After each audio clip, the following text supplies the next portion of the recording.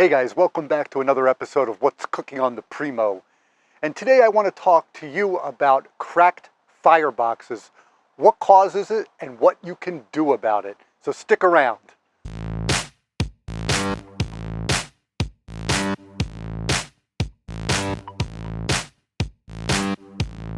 What is the reason you need a firebox?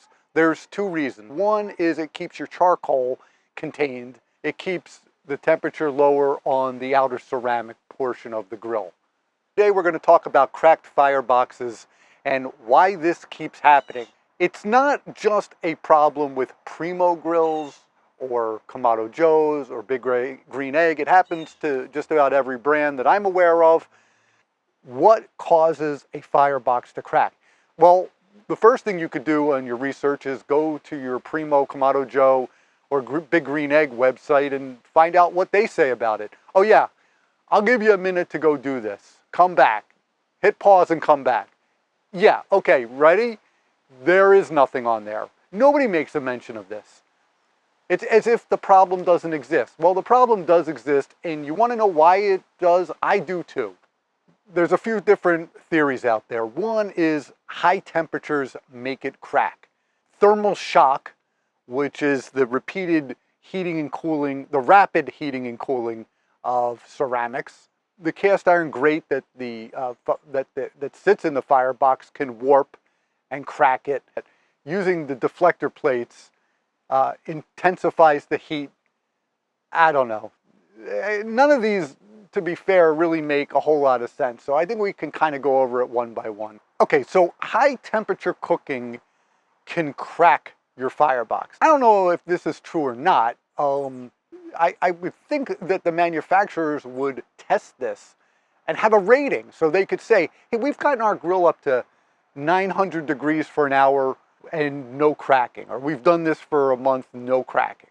So there's, stress test it and give the numbers. But what makes me think that it can't just be high temperature cooking is that these manufacturers, they all sell pizza stones.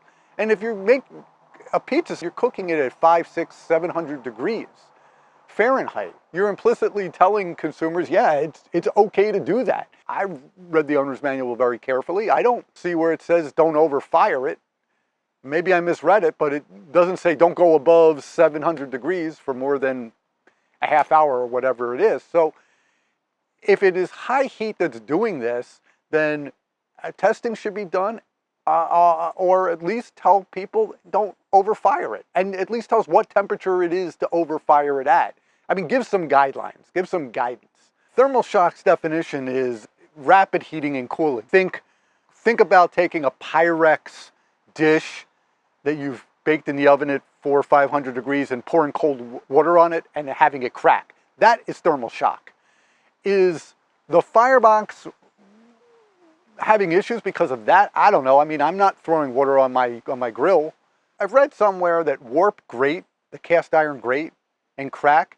Now this one is an interesting theory, and I'm going to just relate two things. My new large, where my firebox is in pieces, the grate is not warped at all. The small junior grill I had that lasted many, many years, and then I did notice a crack. The grate was warped, and I had to order a new one. The grate was warping, and that was an indicator of what would crack your box. I would check the grate up far more often.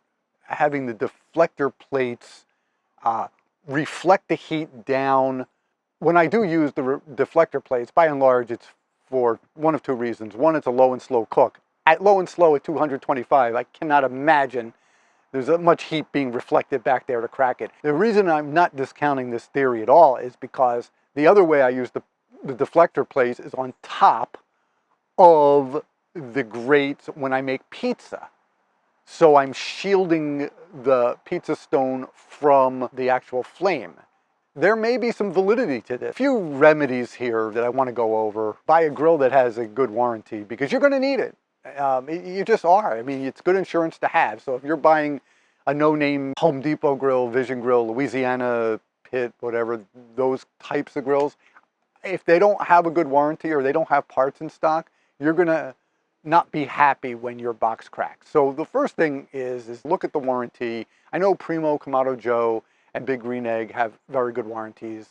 I know I've been very satisfied with the Primo ones, but the issue still remains is, will it continue to crack? And what can manufacturers do to prevent it cracking in the first place? You know, there's a few things that could be done. Okay, the first one is expansion joints. There's not an expansion joint on my Primo Large, but apparently the Primo XL has a gap.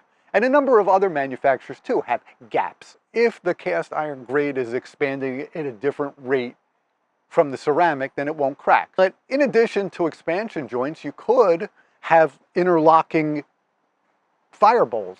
So, you know, think 4 pieces that would interlock to make the fire bowl. And if one of those pieces cracked, you'd only have to replace one. So that seems like a really good idea. Why it's not been implemented yet, I don't know. Another thought is that ceramics have been around for thousands of years, and ceramics are being used in all sorts of high temperature applications. The space shuttle uses ceramics for their launch into space, so you know it can withstand thousands of degrees. So my question is what kind of ceramic are they using, and why aren't they putting an aluminum or a blend to make a high temperature firebox? I mean, it would just take care of a lot of the problems. Yeah, it might cost a bit more, but you're only doing the firebox. Remember, the whole purpose of the firebox to begin with is to keep your charcoal there and to protect the outer shell. So why wouldn't you use a high temperature ceramic for the firebox, just to alleviate any cracking to begin with? In addition to maybe using panels, interlocking parts, or an expansion joint. And my last point as it relates to this subject is, why does the firebox have to be ceramic at all? Why can't there be a cast iron firebox that won't crack? Why? Yeah, sure, it'll add much to the weight. Yes, it will. Maybe it'll add to the cost. Perhaps it will. Why wouldn't you have a firebox that's impervious to cracking to begin with, if that's an option, and using cast iron is an option? I mean, in the Primo world, the cast iron is used to divide the firebox. You know, cast iron's used as the fire grate on the bottom, so it certainly can be done. Why isn't the whole firebox, the whole bowl, cast iron? There's going to be a forward-thinking company that could pretty much fix these problems that keep coming up, because it is a source of dissatisfaction for consumers. So let me know what your thoughts are on this. I mean, are you experiencing a cracked firebox? How many times? I mean, I've cracked 2 or 3 at this point in my career, so I know others have had the same issue. What do you think about some of these ideas? Let me know in the comment screen. Please give me a thumbs up, even hit the subscribe button to be notified of new videos. But if you learned nothing, absolutely nothing, if you weren't entertained in the least, please hit the thumbs down button twice.